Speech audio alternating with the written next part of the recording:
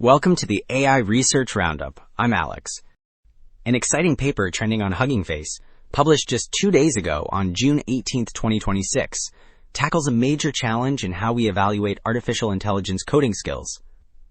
Currently, there is a big shift toward dynamic, contamination-resistant environments that can measure true cross-language programming ability instead of relying on static, single-language benchmarks.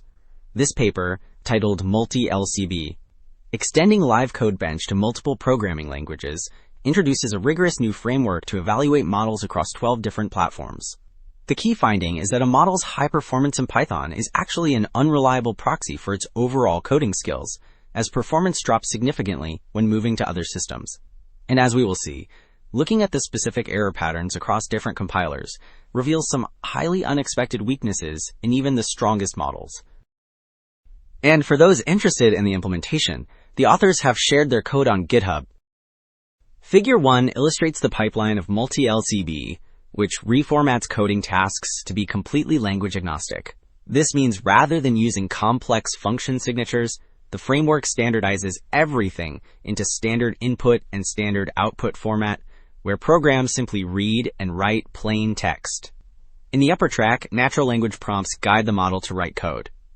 Meanwhile, the converter in the lower track reformats tricky, nested test cases into basic text so they can run across all 12 languages.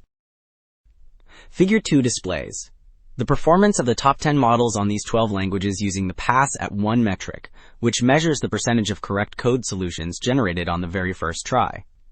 The radar plot shows that Python consistently achieves the highest scores near the outer 70 to 80% rings, while other languages like Scala trail much closer to the center. The legend shows GPT-OS 120B medium, leading the overall average at about 68%.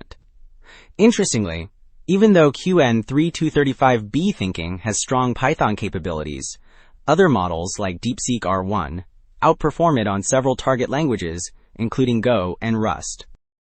Well, Table 1 details these performance scores across all 24 models. The top-performing GPT-OS 120B medium, which uses a reasoning mode with internal thinking steps, leads with a 68% average. In comparison, QN3235B thinking achieves 74% in Python, but drops to 48% in Rust.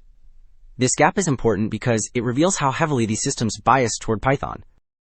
Figure 4 visualizes this drop-off by plotting the pass-at-1 scores across all 12 programming languages.